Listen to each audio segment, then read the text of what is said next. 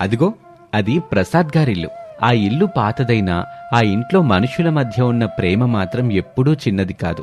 ప్రసాద్ గత 30 ఏళ్లుగా ఒక చిన్న సైకిల్ రిపేర్ షాపు నడుపుతూ కుటుంబాన్ని సాగుతున్నాడు. కాని ఇప్పుడు వయోభారంతో ఆయన ఆరోగ్య సమస్యలతో బాధపడుతున్నారు. దాంతో ఆయన కొడుకు రమేష్ ఆ సైకిల్ షాపు బాధ్యతని తీసుకున్నాడు. రమేష్కి అనామికతో పెళ్లి జరిగి 2 ఏళ్లవుతుంది. అనామిక చాలా బాధ్యత గల ఇల్లాలు. రోజురోజుకు పెరుగుతున్న ధరలు, సైకిల్ షాప్లో వస్తున్న అరాకొర ఆదాయం చూసి ఆమె మనస్సు నిశ్శబ్దంగా రోధించేది. ఓ రోజు పొద్దున్న, అత్తయ్య, మావయ్య గారికి దగ్గు ఈ మధ్య మరీ ఎక్కువైంది. డాక్టర్ గారు రాసిచ్చిన మందుల ప్రిస్క్రిప్షన్ అలాగే ఉంది. మా ఆయన్ని మందులు తీసుకురమ్మని అడిగితే ఈ వారం షాప్లో అస్సలు గిరాకీ లేదు, చేతిలో పైసా లేదంటున్నారు. నాకేమో చాలా భయంగా ఉంది అత్తయ్య. ఏం చేస్తాంలేమ్మా నామేక, మన తల రాతంతే అనుకోవాలి. మీ మామయ్య గారు ఆ షాప్ నడిపిన రోజులు ఏదోలాగా ఇల్లు గడిచేది. ఇప్పుడు సైకిల్ దొక్కే వాళ్ళు తగ్గిపోయారు. అందరు మోటార్ బైకులు కొనుక్కుంటున్నారు. మన రమేష్ ఏమో రోజంతా షాప్లో కూర్చున్నా గాని 100 రూపాయలు రావడం గగనం అయిపోతుంది. అవునత్తయ్య, ఇప్పుడే పరిస్థితి ఇలా ఉంటే రేపు మాకు పిల్లలు పుడితే వాళ్ళని ఎలా సాకాలి? వాళ్ళ చదువులని, హాస్పిటల్ ఖర్చులని అమ్మో తలచుకుంటే నా గుండె ఆగిపోతుంది. ఇలాంటి పేదరికంలో పిల్లల్ని కనడం నాకు ఇష్టం లేదు అత్తయ్య. మన వంతుగా మనం ఏదైనా చెయ్యాలి. నువ్వు చెప్పేది నిజమేనమ్మా, కానీ మనం ఏం చేయగలం చెప్పు. నాకు తెలిసిందేదో ఈ వంట పనులే కదా. అదే అత్తయ్య, మనకి వంట చేయడం వచ్చు కదా. మీ చేతి వంటే చాలా బాగుంటుంది. ముఖ్యంగా మీరు పెట్టే ఆవకాయ పచ్చడంటే చుట్టుపక్కల వాళ్ళు ఇష్టంగా తింటారు.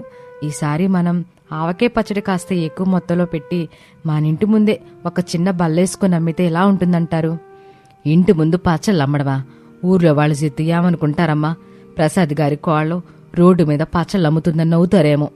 అత్తయ్య, ఆకలితో అలమటించేటప్పుడు ఈ పరువు ప్రతిష్టలు మనకు అన్నం పెట్టవు. కష్టపడి బ్రతకడంలో తప్పులేదు. మావయ్య గారికి మందులు కావాలి. మన భవిష్యత్తు బాగుండాలంటే మనం ఈ పని చెయ్యాల్సిందే. సాయంత్రం రమేష్ షాపు నుంచి వచ్చి అరుగు మీద కూర్చున్నాడు. అనామిక, కొంచెం మంచినీళ్ళివ్వు. ఈరోజు షాప్లో కేవలం 50 రూపాయలు మాత్రమే వచ్చాయి. ఈరోజు నేను ఒక సైకిల్కి పంచర్ వేసి చైన్ టైట్ చేశాను, అంతే. దాంతో నాన్నగారికి మందులు ఎలా కొనాలో నాకు అర్థం కావటం లేదు. ఏవండి, మీరు బాధపడద్దు. నేనొకటి చెప్తాను, వినండి. నేను అత్తయ్య గారు కలిసి మన ఇంటి ముందు ఆవకాయ పచ్చడి అమ్మాలని అనుకుంటున్నాం. దీనివల్ల మనకు కొంత ఆదాయం వస్తుంది కదండి. పచ్చళ్ళు అమ్మటమా? వద్దనమిక, నేను కష్టపడి సంపాదిస్తున్నానుగా. నిన్ను రోడ్డు మీద ఎండలో నిలబెట్టి వ్యాపారం చేయించాలంటే నా మనసు ఒప్పుకోదు. కష్టాల్లో ఉన్నప్పుడు ఇద్దరు కలిసి ఇంటి బరువును పంచుకోవడం ముఖ్యం. మీ ఒక్కరి భుజాల మీద ఈ సంసార బరువు ఎక్కువైపోతుందండి. నాకు ఈ అవకాశం ఇవ్వండి. ఒరే రమేషు, కోడలు చెప్పింది నిజమేరా. ఓ పక్కన ఆరోగ్యం క్షీణిస్తుంది. మన కుటుంబం నిలబడాలంటే అమ్మాయి ఆలోచనని మనం ప్రోత్సహించాలరా. సరే అనామిక, నీ ఇష్టం. కానీ ఎండలో ఎక్కువసేపు నిలబడకు. అనామిక అనుకున్నట్టే పని మొదలుపెట్టింది. శారదమ్మ సహాయంతో తోట నుంచి పచ్చి మామిడికాయలు తెచ్చి గుమగుమలాడే ఆవకాయ పచ్చడి తయారు చేసింది. ఇంటి ముందు ఒక చిన్న చెక్కబల్ల వేసి దానిమీద పచ్చడి జాడీలు పెట్టింది. అటుగా వెళ్తున్న ఒక వ్యక్తి ఆ పచ్చడి జాడీలను చూసి, ఎమ్మా, ఏంటి పచ్చళ్ళు అమ్ముతున్నావా అనామిక? అవునండి, స్వచ్ఛమైన ఆవకాయ పచ్చడి ఇంట్లోనే తయారు చేశాం. ఒకసారి రుచి చూడండి, నచ్చితేనే కొనండి. కేజీ కేవలం 200 రూపాయలు మాత్రమే. ఆ కస్టమర్ కొంచెం రుచి చూసి, అబ్బా చాలా బాగుందమ్మా, పక్కా పాతకాలపు రుచి, నాకొక 1/2 కేజీ ఇవ్వు. ఇదిగోండి సార్. థ్యాంక్స్ అండి. మొదటి రోజు కొన్ని ప్యాకెట్లు అమ్ముడయ్యాయి. అనామిక చేతికి 300 రూపాయలు వచ్చాయి. డబ్బులు తక్కువైనా అనామిక ముఖంలో ఒక తెలియని తృప్తి కనిపించింది. కానీ ఆ ఆదాయం ఇంటి ఖర్చులకి సరిపోదు. మరుసటి రోజు అనామిక ఆవకాయ పచ్చడి అమ్ముతుండగా ఒక కస్టమర్ వచ్చి ఇలా అంటాడు, నిన్న మీ దగ్గర కొన్న పచ్చడి చాలా బాగుంది, కానీ రోజు పచ్చడితోనే అన్నం తినలేం కదా, మీ దగ్గర చికెన్ కర్రీ లాంటిదేమైనా దొరుకుతుందా? ఆ కస్టమర్ అలా అడిగేసరికి అనామిక ఆలోచనలో పడింది. చికెన్ కర్రీ చాలా మంది బ్యాచిలర్స్ ఇక్కడ రూమ్స్ లో ఉంటున్నారు. వాళ్ళకేమో వంట రాదు. చికెన్ ఉండి అమ్మితే ఖచ్చితంగా కొంటారు. అత్తయ్య, కస్టమర్ చికెన్ అడుగుతున్నాడు అత్తయ్య. చికెన్ వండడం మనకు వచ్చు కదా అనామిక, కానీ దానికి ఏమో ఎక్కువ డబ్బులు కావాలిగా పెట్టుబడికి. పర్వాలేదు అత్తయ్య, మన దగ్గర పచ్చళ్ళ అమ్మకం ద్వారా వచ్చిన డబ్బులున్నాయి కదా, వాటితోనే ఈరోజు 2 కిలోల చికెన్ తెచ్చి మన పద్ధతిలో గుమగుమలాడే చికెన్ కర్రీ వండేద్దాం. అనామిక ఆలోచన అద్భుతంగా పనిచేసింది. కట్టెల పొయ్యి మీద రోట్లో నూరిన మసాలాలతో ఆమె వండిన చికెన్ కర్రీ వాసన సందు చివరి వరకు వచ్చేది. చికెన్ కర్రీ ప్యాకెట్ 50 రూపాయలని బోర్డు పెట్టింది. సాయంత్రం అనామిక కర్రీ పాయింట్ దగ్గర రోడ్డును పోయే వాళ్ళు క్యూ కట్టేశారు. ఏమా, చికెన్ కర్రీ వాసన అదిరిపోతుంది, ఒక ప్యాకెట్ ఇవ్వు. కానీ దీంతో పాటు తినడానికి పూరీనో పరోటానో ఉంటే ఇంకా బాగుంటుంది కదా. తప్పకుండా సార్, రేపటి నుంచి చికెన్ కర్రీతో పాటు వేడివేడి పూరి పరోటా కూడా ఇస్తాను. మరుసటి రోజు సాయంత్రం నుంచి అనామిక పూరీలు పరోటాలు చేయటం మొదలుపెట్టింది. పరోటా రుచిగా రావటానికి ఆమె చాలా కష్టపడింది. ముందు ఆ చికెన్ పరోటా అనామిక రమేష్కి వడ్డించింది. వావ్ అనామిక, ఇది అద్భుతం. ఈ పరోటా ఇంత మెత్తగా ఎలా చేశావు? చికెన్ కర్రీ ఘాటు, పరోటా సాఫ్ట్నెస్, అద్భుతమైన కాంబినేషన్. ఈ టేస్ట్కి కస్టమర్లు ఫిదా అయిపోతారు. అవునా, కస్టమర్లకి నచ్చడమే మన లక్ష్యం అండి. ఈ వారం మనకి గత వారం కంటే మంచి ఆదాయం వచ్చింది. మామయ్య గారి మందులు కొన్నాను, ఇంకా 200 మిగిలాయి. అమ్మా అనామిక, నా ఆరోగ్యం ఇప్పుడు చాలా బాగుంది తల్లి. నీ చేతి వంట మన ఇల్లు పరిస్థితిని మార్చేసిందిగా. అనామిక వంటల వల్ల వాళ్ళ వ్యాపారం బాగుంది. కానీ అనామిక షాపు సందులోపల ఉండటం వల్ల కేవలం కొద్ది మంది మాత్రమే వస్తున్నారు. ఒకరోజు అనామిక కూరగాయల కోసం టౌన్లో ఉన్న మెయిన్ సెంటర్కి వెళ్ళింది. అక్కడ ఒక టిఫిన్ సెంటర్ దగ్గర విపరీతమైన గిరాకీ ఉంది. జనం ఒకరినొకరు తోసుకుంటూ తింటున్నారు. అనామిక ఆశ్చర్యపోయి అక్కడికి వెళ్ళింది. ఇంతమంది ఇక్కడ ఎందుకు తింటున్నారు? ఇక్కడ టిఫిన్ అంత రుచిగా ఉంటుందా ఏంటి? ఒకసారి నేను కూడా తిని చూస్తాను అని అనామిక ఒక ప్లేట్ టిఫిన్ ఆర్డర్ ఇచ్చి రుచి చూసింది. కానీ ఆ టిఫిన్ అసలు బాలేదు. చట్నీ ఏమో నీళ్ళలా ఉంది, కారం ఎక్కువైంది. ఛీ, ఇదేం రుచి! నేను వండేదానికంటే ఇది చాలా దారుణంగా ఉంది. కానీ జనం ఎందుకు ఇంతలా ఎగబడి తింటున్నారు? అలా ఆలోచిస్తూ అనామిక ఇంటికి పయనమైంది. ఇంటికొచ్చాక అనామిక మామగారికి, అత్తయ్యలకి ఆ విషయం చెప్పింది. మామయ్య గారు, ఈరోజు నేను మెయిన్ సెంటర్లో ఒక హోటల్ చూశానండి. అక్కడ అసలు వంటే బాలేదు. కానీ జనమైతే చాలా మంది క్యూలు కట్టి మరీ తింటున్నారు. మన దగ్గర ఇంత మంచి రుచి ఉన్నా జనం తక్కువగా వస్తున్నారు. అసలు దీనికి కారణం ఏంటి మామయ్య? దాన్నే స్థానబలం అంటారమ్మా. ఆ హోటలు మెయిన్ సెంటర్లో ఉంది. దారిని పోయే వాళ్ళంతా ఆకలేస్తే ముందుగా కనిపించే హోటల్లోనేగా తింటారు. అంతేగాని రుచి కోసం వెతుకుతూ సందు లోపలికి రారు కదమ్మా. మంచి సెంటర్లో ఉంటే జనం ఎక్కువగా వస్తారు తల్లి. దానికి తోడు రుచి కూడా ఉందనుకో, ఇంకా జనాన్ని ఆపడం ఎవరి వల్ల కాదు. స్థానబలమా? అంటే మనం కూడా ఆ మెయిన్ సెంటర్లో షాప్ పెట్టాలి. అత్తయ్య, అక్కడ ఒక షట్టర్ అద్దె ఎంత ఉంటుందో మా ఆయన్ని తెలుసుకోమని చెప్పాలి. అప్పుడే రమేష్ ఇంట్లోకి వస్తాడు. అనామిక, నీకు మెయిన్ సెంటర్లో అద్దెంతో తెలియాలా? అక్కడ ఒక చిన్న షట్టర్కి నెలకి 10,000 రూపాయలు అద్దుంటుంది తెలుసా? పైగా 2 నెలల అడ్వాన్స్ కట్టాలి. అంత అడ్వాన్స్ కట్టే స్తోమత మనకి లేదుగా. 10,000 అద్దా? మన దగ్గర ఏమంత డబ్బు లేదు కదా. ఇక మనకి స్థానబలం ఎలా వస్తుంది? అక్కడికి వెళ్ళకపోతే మన వ్యాపారం పెరగదు కదా. ఏం చేద్దాం అని అనామిక రాత్రంతా ఆలోచించింది.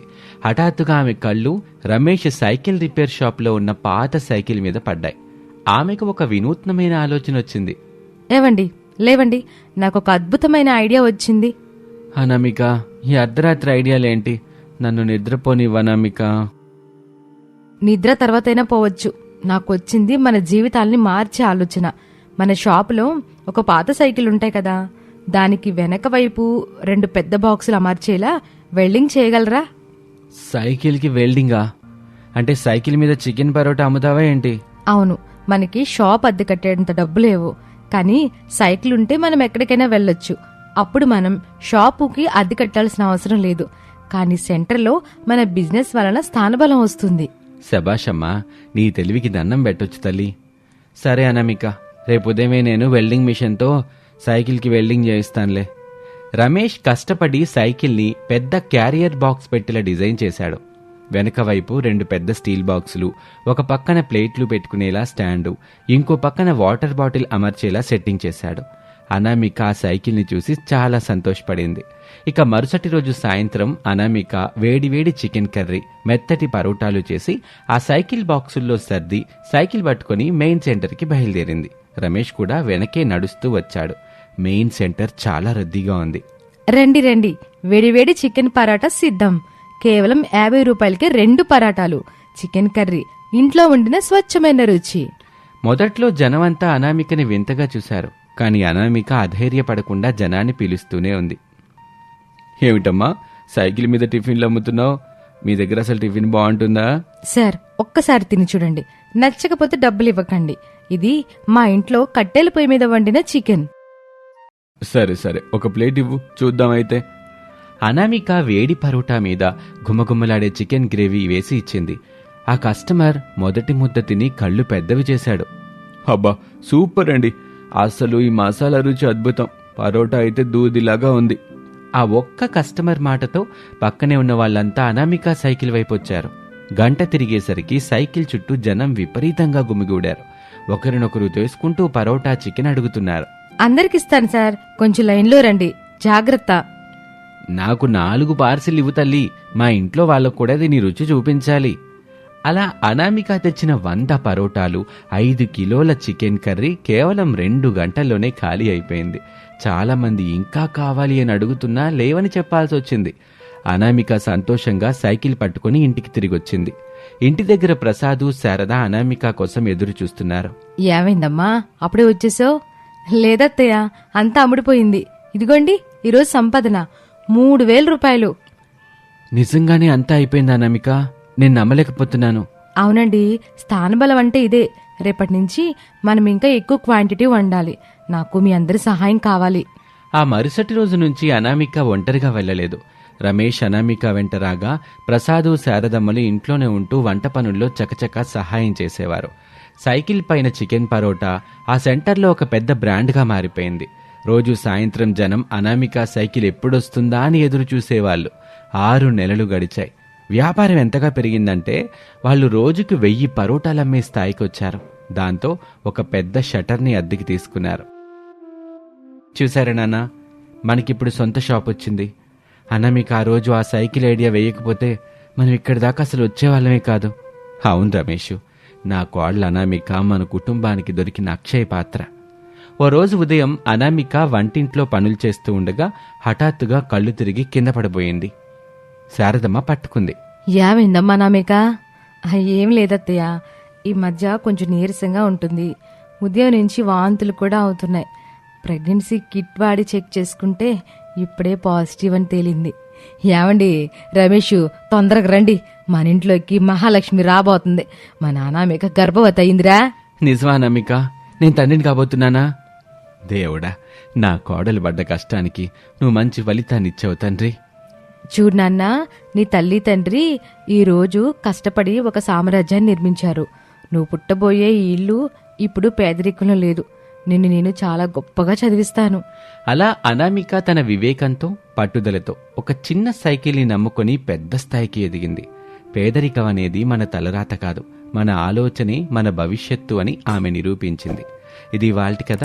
మరొక ఆసక్తికర కథలో మళ్ళీ కలుద్దాం. అంతవరకు సెలవు, నమస్తే. అది ఒక అందమైన గోదావరి జిల్లాలో ఒక పల్లెటూరు. ఉదయం 5 గంటల సమయంలో కోడి కూసే వేళకు ముందే లేచి వాకిలి ఊడ్చి ఆవులకు మేత వేయటం శారదకు అలవాటు. తన కొడుకు రమేష్ సిటీలో పెరిగిన అనామికను ప్రేమించి పెళ్లి చేసుకున్నాడు. పెళ్లయ్యాక ఆ కొత్త జంట మొదటిసారి పల్లెటూరుకొచ్చింది. అనామికకి పల్లెటూరి పద్ధతులు, పనులు ఏమీ తెలియదు. ఆ రోజు ఉదయం 5 గంటలకే శారద అనామిక గది తలుపు తట్టింది. అమ్మా అనామిక, లే అమ్మా, తెల్లారిపోయింది. ఏంటి రమేష్, అప్పుడే పాలవాడు వచ్చాడా? ఆన్లైన్లో పేమెంట్ చేయమని చెప్పు. అరే, పాలవాడు కాదులే, మా అమ్మ. బయట తలుపు తడుతుంది, త్వరగా లే, టైము 5 అవుతుంది. What, morning 5? సిటీలో అయితే ఈ టైంకి కుక్కలు కూడా పడుకునే ఉంటాయి. మీ అమ్మగారికి నిద్ర రాదా ఏంటి? అనామిక, లేచావా తల్లి? లేచానత్తయ్య. Good night. Sorry, good morning. ఏంటత్తయ్య ఇంత పొద్దున్నే? ఏదైనా ఎమర్జెన్సీనా? ఎమర్జెన్సీ అంటమ్మా, మన ఇంట్లో ఆడాళ్ళం ఉదయాన్నే లేచి వాకులు ఊడ్చుకొని కల్లాపి జల్లి ముగ్గులు ఎట్టుకోవాలి. రా, బీపిండి తెచ్చాను, వాకిట్లో ముగ్గెద్దు గాని. ముగ్గా? నేనా? అత్తయ్య, నాకు ఆ ముగ్గులు అవి రావు. కావాలంటే ఐప్యాడ్లో డిజిటల్ ఆర్ట్ గీసి ప్రింట్అవుట్ తీసిస్తాను, వాకిట్లో అంటించేద్దాం. విన్నావా శారదా, నీ కోడలు ముగ్గును కూడా ప్రింట్ తీస్తుందంట. ఇంక రేపు పొద్దున్న అన్నం కూడా ఆన్లైన్లో డౌన్లోడ్ చేసి పెట్టుద్దో ఏమో, చూసుకో మరి. ఏవండి, మీరు కాస్తంత ఊరుకుంటారా? పెద్ద ఆవిడ పక్క నుండి నేర్పిస్తే రాందేముంటది చెప్పండి.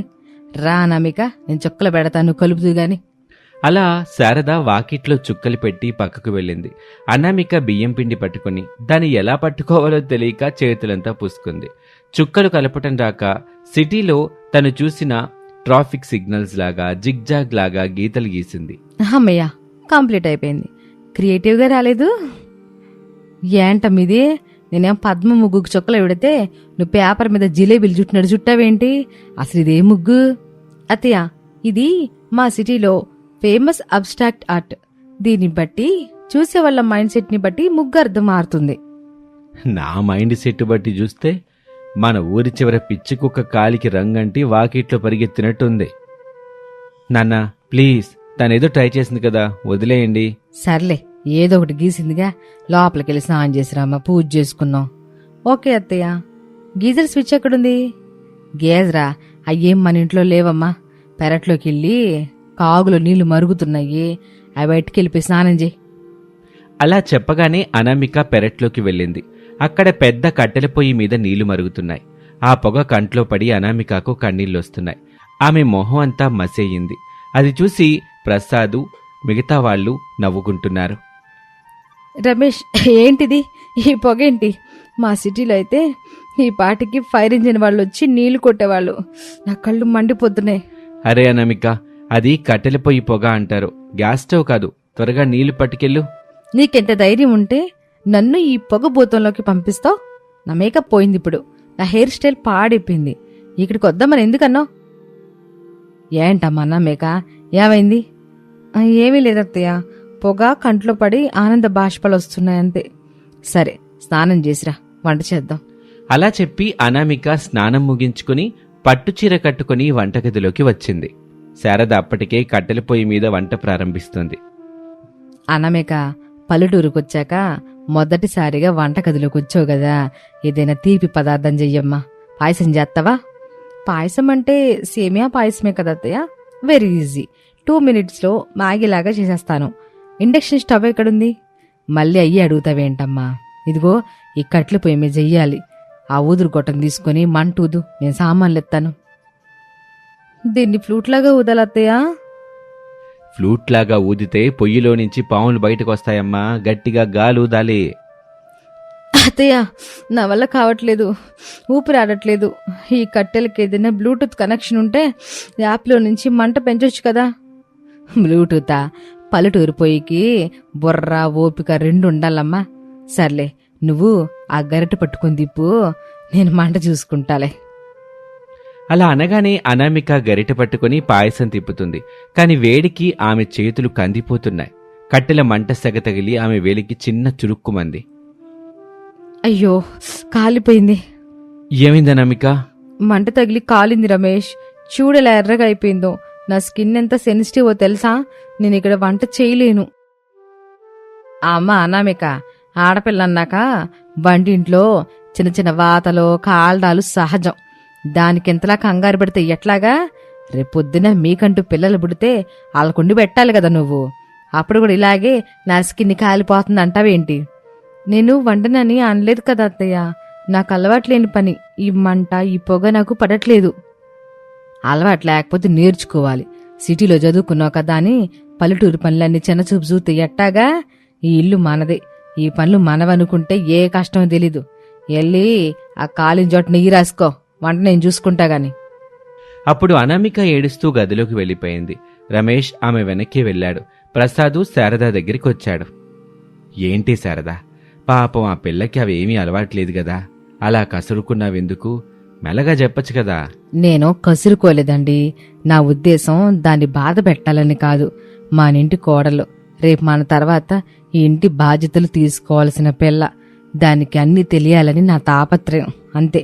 కాలినప్పుడు నాకు కూడా మనసు చివుక్కుమంది. కాని బయటికి గారాబం చేస్తే అదే అలవాటైపోతుందని చేయలేదండి. పనులు నేర్చుకోవాలని నా ఉద్దేశం అంతే. నీ ఉద్దేశం మంచిదే కావచ్చు, కానీ ఆ పిల్ల పెరిగిన వాతావరణం వేరు కదా, అది మారటానికి కాస్త సమయం పట్టుద్ది, నువ్వే అర్థం చేసుకోవాలి. అలా అనుకుంటూ ఉండగానే సాయంత్రం అయ్యింది. అనామిక గదిలో కూర్చుని తన వేలికి రాసుకున్న నెయ్యి వైపు చూస్తూ బాధపడుతూ ఉంటుంది. శారద ఒక గిన్నెలో పాయసం తీసుకుని అనామిక గదిలోకి వచ్చింది. అనామిక, చెప్పండి అత్తయ్య, నేనేమైనా తప్పు చేశానా మళ్ళీ? తప్పు చేయలేదమ్మా. నువ్వు చేసిన పాయసం మొదటిసారి దేవుడికి నైవేద్యం పెట్టి నీకోసం తెచ్చా, తిను. నేనెక్కడ చేశాను అత్తయ్య? అంతా మీరే చేశారు కదా. నేను కేవలం గరిటె మాత్రం తిప్పాను. అది కూడా సగంలోనే వదిలేసి వచ్చేశాను. గరిటె తిప్పినా అందులో పడిన కష్టం నీదే కదా. చెయ్యి కాలిందని మధ్యాహ్నం నుంచి అట్టాగిడ్డల్లగున్నావు. నా మాటలకేమైనా బాధపడ్డావా తల్లి? బాధ కాదత్తయ్య, నా మీద నాకే కోపంగా ఉంది. నాకే పని రాదు. సిటీలో అన్నీ ఆన్లైన్లో ఆర్డర్స్, లేదంటే పని మనిషి చేసేది. ఇక్కడ మీరెంత కష్టపడుతున్నారో చూస్తుంటే నేను మీకోసం ఏమీ చేయలేకపోతున్నానని గిల్టీగా ఉంది. నా వల్ల ఈ ఇంట్లో ఏ పని అవ్వట్లేదు. పిచ్చదానా, ఇవన్నీ పుట్టుకతో ఎవరు నేర్చుకుని రారమ్మా? నేను ఈ ఇంటికి కొత్తగా కోడలుగా వచ్చినప్పుడు గంజి పంచడం రాక ఇదిగో కాళ్ళ మీద పోసేసుకున్నాను. అప్పుడు మా అత్తయ్య గుండెను కోప్పడిందిలే, కానీ ఆ కోపం వెనక నన్ను తీర్చిదిద్దాలనే ప్రేమ ఉందని తర్వాత అర్థమైంది. నిజంగానే అత్తయ్య, మీరు కూడా తప్పులు చేశారా? చేయికేమమ్మా, ఓసారి పప్పులో ఉప్పుకు బదులు పంచదార వేసా. మీ మావయ్య గారు ఆ పప్పు తిని, శారదా పప్పులో బూర్లేడు మర్చిపోయావని ఏడిపించారు. మావయ్య సెటర్లు అప్పటినుంచే ఉన్నాయన్నమాట. అవునమ్మా, ఆడపిల్ల పుట్టిల్లు వదిలి అత్తింటికి రావడం అంటే ఓ కొత్త జీవితంలోకి అడుగు పెట్టడం. అలవాటు పడ్డానికి కాసంత సమయం పట్టుద్ది. నేను నిన్ను సాధించాలని కోపడలేదమ్మా. నువ్వు నా కూతుర్ని అనుకున్నావు కాబట్టే అంత చనువుగా అన్నాను. నా మాటల వల్ల నీ మనసు నొచ్చుకుంటే నన్ను క్షమించు తల్లి. అయ్యో అత్తయ్య, మీరు క్షమాపణలు చెప్పకండి. మీరెంత కష్టపడుతున్నారో నాకు ఇప్పుడు అర్థమవుతుంది. నా కళ్ళు తెరిపించారు. మీరు కరెక్టే చెప్పారు. ఈ ఇల్లు నాది, ఈ మనుషులు నా వాళ్ళు అనుకుంటే కష్టమనే ఏం అనిపించదు. రేపటి నుంచి నేనే అన్ని నేర్చుకుంటాను. మీరు నాకు నేర్పిస్తారా? ఎందుకు నేర్పనమ్మా, తప్పకుండా నేర్పిస్తాను. సిటీ కోడల్ని పల్లెటూరు మహాలక్ష్మిలా మార్చే పూచి నాది. అలా రాత్రి గడిచింది. అత్తాకోడళ్ల మధ్య ఉన్న చిన్న అపార్థం తొలగిపోయి ఒకరినొకరు అర్థం చేసుకున్నారు. ఉదయం మళ్ళీ 5 గంటల సమయం. అనామిక, వచ్చేసానత్తయ్య. నిన్న మీరు నేర్పించారు కదా, ఇవాళ నేనే ముగ్గు పెడతాను, రండి. అరే, ఎంత పొద్దున్నే లేచావా? చీర కూడా భలే గట్టుకున్నావే. మీరు చెప్పారు కదా అత్తయ్య, ఇల్లు మనది అనుకుంటే కష్టం తెలీదని. రండి, ఈవేళ అబ్స్ట్రాక్ట్ ఆర్ట్ కాదు, నిజమైన పద్మ ముగ్గుని నేర్చుకుంటాను. అలా అనుకుంటూ అనామిక శారద దగ్గర ముగ్గు వేయటం నేర్చుకుంటుంది. ఇంతలో ప్రసాద్, రమేష్ బయటకొచ్చారు. రమేష్ చేతిలో ఒక పెద్ద బాక్స్ ఉంది. ప్రసాద్ వెనక ఒక ఆటోలో గ్యాస్ స్టవ్, వాషింగ్ మిషన్ అంటూ వచ్చాయి. అనామిక, ఇటు చూడు, నీకోసం సిటీ నుంచి గ్యాస్ స్టవ్, వాషింగ్ మిషన్ అని తెప్పించాను. ఇక నువ్వు కట్టెలు పొయ్యి ముందు కష్టపడాల్సిన అవసరం లేదు. బట్టలు ఉతకటానికి ఇబ్బంది పడుతున్నావు కదా. అవును మా కోళ్ళ, నువ్వు కష్టపడుతుంటే మన రమేష్ తట్టుకోలేబోతున్నాడు. పొద్దునే టౌన్కి వెళ్ళి ఇదిగో ఇవన్నీ కొని తెచ్చాడు. థ్యాంక్స్ రమేష్, కానీ నాకిప్పుడు వాటి అవసరం లేదు. ఏంటి అవసరం లేదా? నిన్న మంట తగిలిందని అంతేడ్చా? అది నిన్న. ఈవేళ నేను మారిపోయాను. అత్తయ్య దగ్గర కట్టెల పొయ్యి మీద వంట చేయడం నేర్చుకోవాలని డిసైడ్ అయ్యాను. పల్లెటూరి గాలిలో కట్టెల పొయ్యి మీద వండిన వంటలో ఉన్న రుచి ఆ గ్యాస్కి రాదని అత్తయ్య చెప్పారు. అయినా అత్తయ్య నేర్పిస్తుంటే నేర్చుకోవడంలో ఉన్న మజా ఆ మెషిన్లలో ఎక్కడుంది? ఏవండి, విన్నారా? నా కోడలో సిటీ పిల్లైనా మానస మాత్రం పల్లెటూరి పిల్ల. దానికన్నీ నేర్పించే బాధ్యత నాది. మీరెళ్ళి ఆ వాషింగ్ మెషిన్కి కవరేసి మూలెట్టండి. హాహా, పల్లెటూరి అత్తకి పట్నం కోడలు బలి సెట్ అయిపోయిందిలే. నా కొడుకు రమేష్ గాడి పరిస్థితి ఏంటో అర్థం కావట్లేదు నాకు. సిటీలో ఉంటే పెళ్ళం చేతిలో కీలు బొమ్మ, పల్లెటూరుకు వస్తే అమ్మకి పెళ్ళానికి మధ్య శాండ్విచ్. నాన్న, మీ సెటర్ ఆపండి. ఏదేమైనా మా అమ్మ నా భార్య ఇలా కలిసిపోయి నవ్వుతూ ఉంటే చూడ్డానికి నా 2 కళ్ళు సరిపోవట్లేదు తెలుసా? అత్తయ్య, నా ముగ్గు పూర్తి అయిపోయింది. ఎలా ఉందో చెప్పండి. బాలేగేసావమ్మా. సిటీ పిల్లలకే పల్లెటూరు పద్ధతులే అబ్బవనుకున్నాను, కానీ ప్రేమతో నేర్పిస్తే నేర్చుకోగలవని నీవు నిరూపించావమ్మా. రా, లోపలికెళ్ళి ఈవేళ కట్టెల పొయ్యి మీద కాఫీ పెట్టుకుందాం. అలాగే అత్తయ్య. అలా సిటీ నుంచి వచ్చిన అనామిక తన అత్తగారు శారద ప్రేమ ఓపికతో పల్లెటూరి పద్ధతుల్ని ఇష్టంగా నేర్చుకుంది. శారద కూడా కోడలి ఇబ్బందిని అర్థం చేసుకుని సున్నితంగా వ్యవహరించటం వల్ల ఆ ఇంట్లో అత్తాకోడళ్ల మధ్య విభేదాలు పోయి ఒక చక్కటి బంధం ఏర్పడింది. ప్రసాద్ వేసే జోకులకి, రమేష్ అమాయకత్వానికి ఆ ఇల్లు ఇప్పుడు నవ్వులతో నిండిపోయి అందరూ సుఖ సంతోషాలతో జీవించటం మొదలుపెట్టారు. ఇది వాళ్ళ కథ. మరొక ఆసక్తికర కథలో మళ్ళీ కలుద్దాం. నమస్తే.